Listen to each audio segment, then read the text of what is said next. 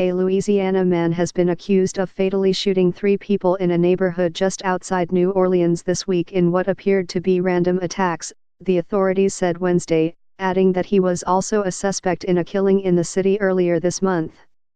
The suspect, Sean Barrett, 22, was arrested Tuesday at his home in Metairie, a community just west of New Orleans where the 3 killings took place, said Joseph P. Lapinto, the sheriff for Jefferson Parish.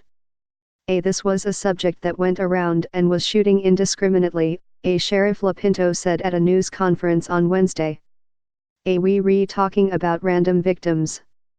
We've not been able to identify any connection between the victims and the suspect himself. The killings in Metairie took place on Monday and Tuesday. The police were able to home in on Mr. Barrett after they found his cell phone near the scene of the first shooting, the authorities said. On Wednesday, Mr. Barrett was being held at the Jefferson Parish Correctional Center on 2 counts of first-degree murder, 1 count of second-degree murder and 2 counts of obstruction of justice. We don't really have a motive, Sheriff Lapinto said. He added that Mr. Barrett has had a history of mental problems. Recently, he had 2 physician emergency committals, one being in December of 2018 and another one in April of 2019. Captain Jason Rivard, a spokesman for the Jefferson Parish Sheriff's Office, said in an email that there was nothing to indicate race was a motivating factor in Metairie. 2 of the victims were Hispanic and 1 was white. In New Orleans, the victim was black. Mr. Barrett is white. The first shooting victim this week, Isai Cadalzo, 22, was found in his car in Metairie on Monday night. On Tuesday afternoon, reports of another shooting came in. 2 men in a vehicle in Metairie had been killed, Manuel Coronia, 45, and Nicky Robo, 57. Witnesses told the authorities that a tan sport utility vehicle had been involved. As the authorities investigated, they found links to a fatal shooting that had taken place in New Orleans on June 6. The victim was identified as Bruce Reed, 61.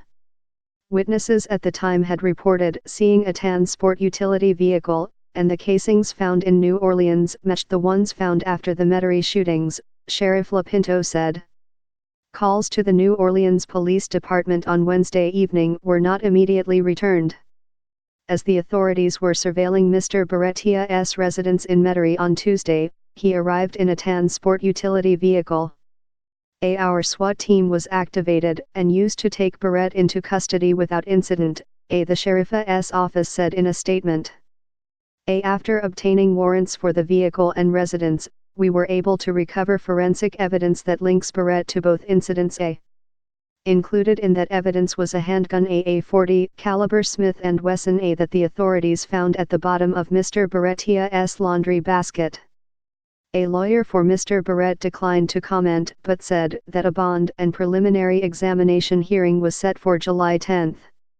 Melissa Ann Romero, a daughter of Mr. Robo, one of the victims, said her father, a truck driver, was a fun-loving man. Hard-working man. Dedicated to his family.